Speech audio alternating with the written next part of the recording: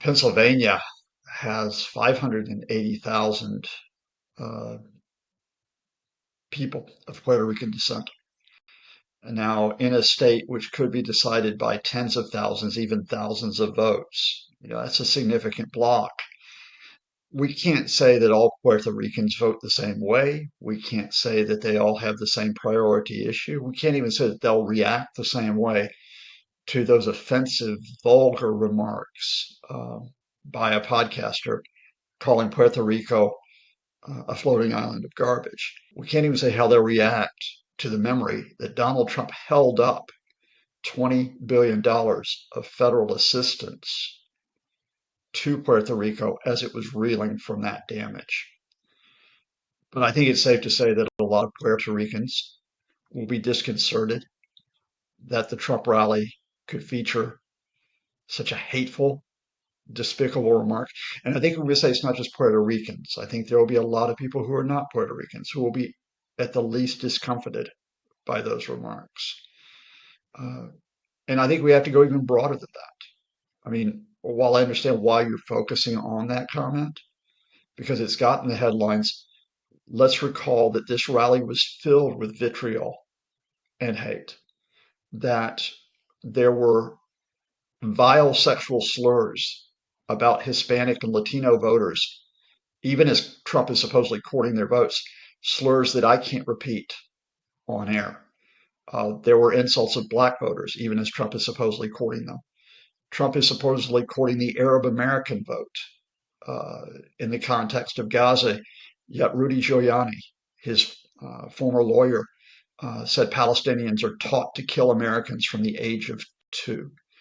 Kamala Harris was called prostitute, the devil, the Antichrist.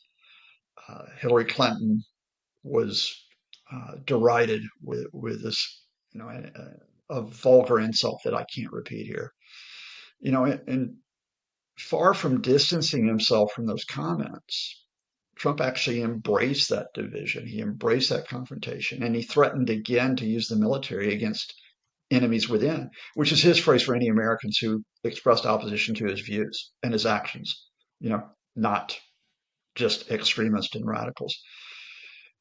So what I'm putting out there is that I think it is another variable in a toss-up election, but to try to say it's the decisive variable, well, the problem here is that you have a very damaged American political culture, and whether issues and Trump's threat overtake the spectacle, the circus that has propelled him this far, I can't make that judgment call yet.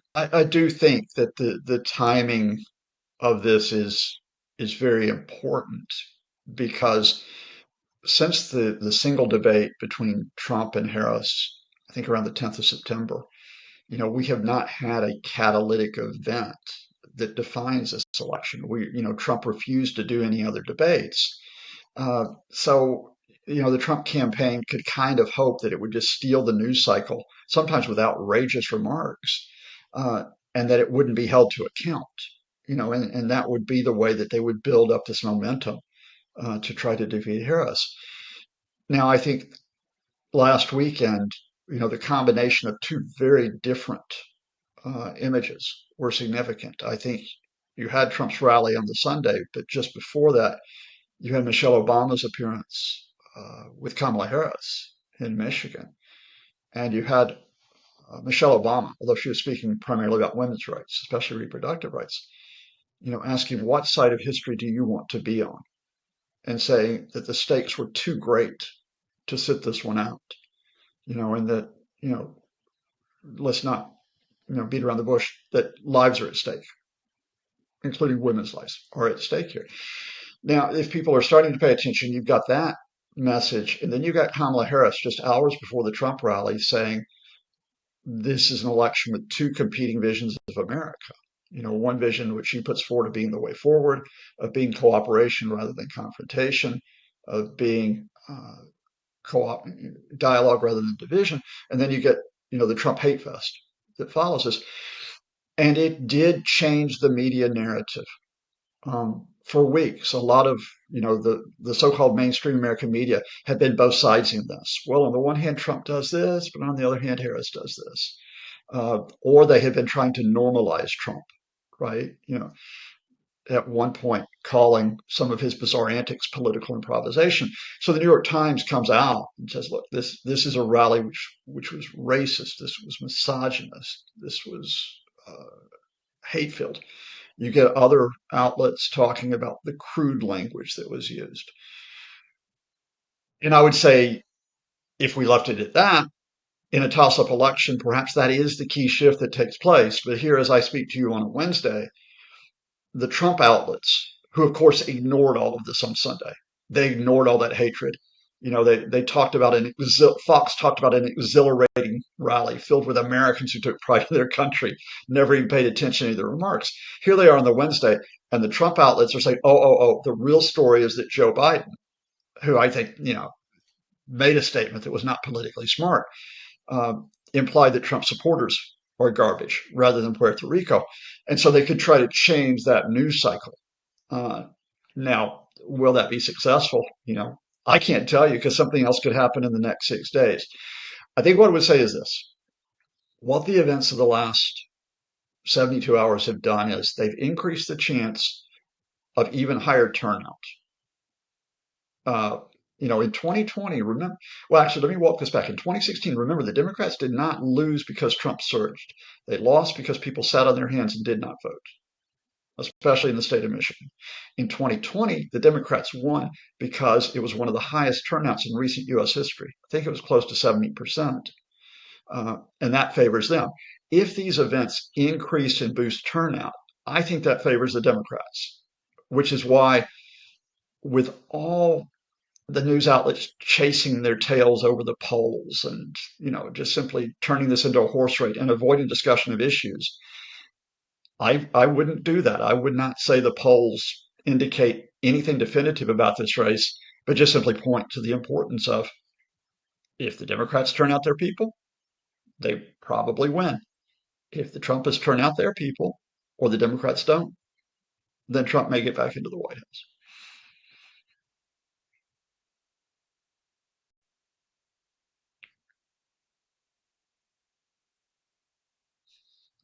I think what has happened in the last 72 hours is going to raise the turnout. I think you already have evidence from the early voting that we are going to get a high turnout.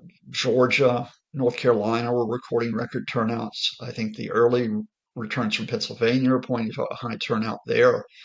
But I think the elevation finally of the issues, and I think women's rights through Michelle Obama's speech is a good example.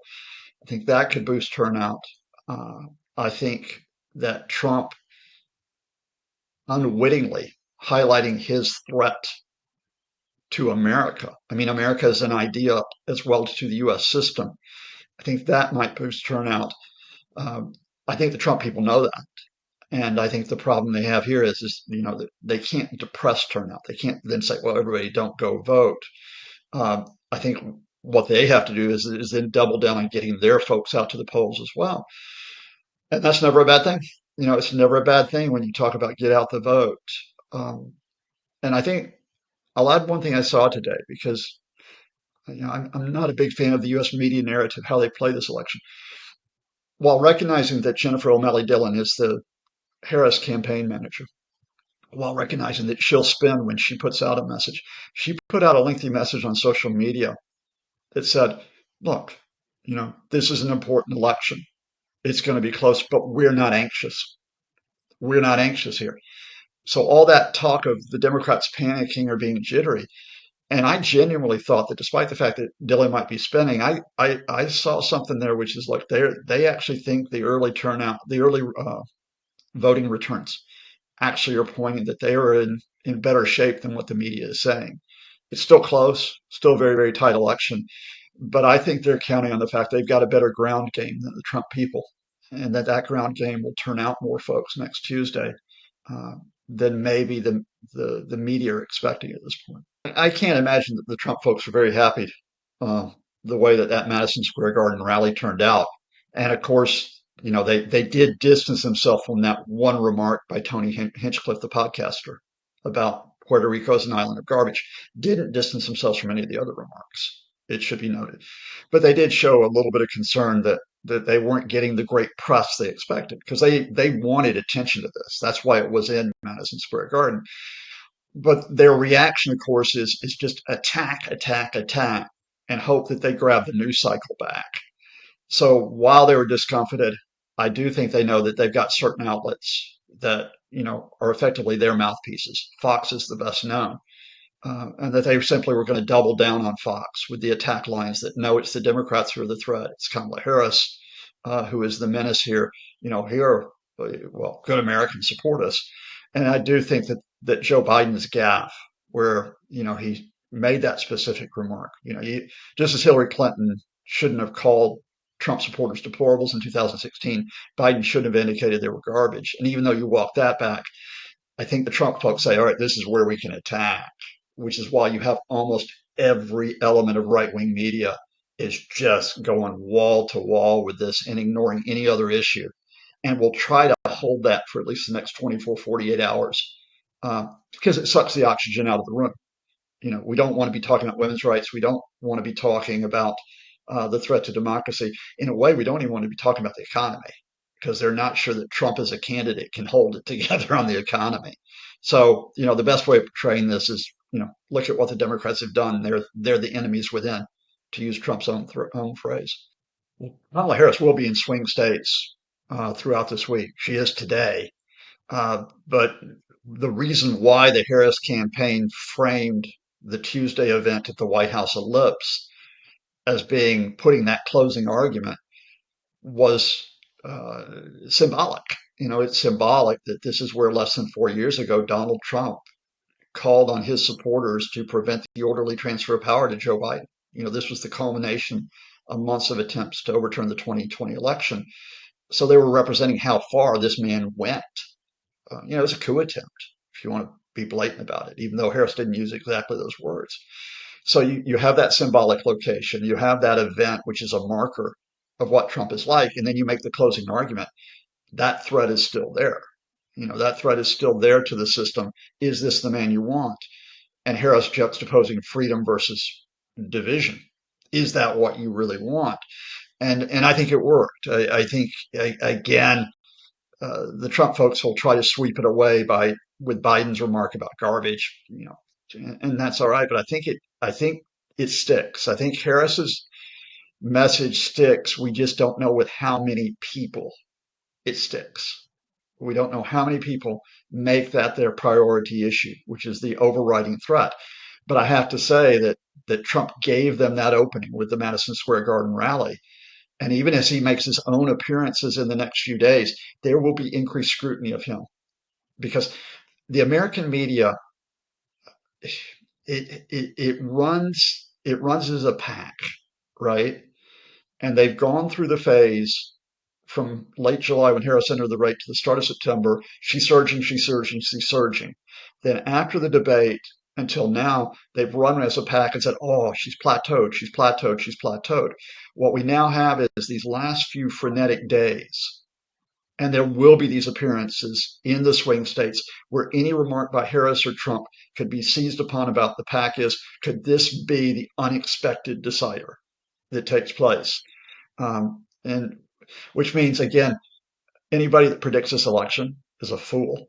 Sorry, they're absolute fool because both what might occur in the next 6 days and the media's framing of it, that's beyond the predictable at this point.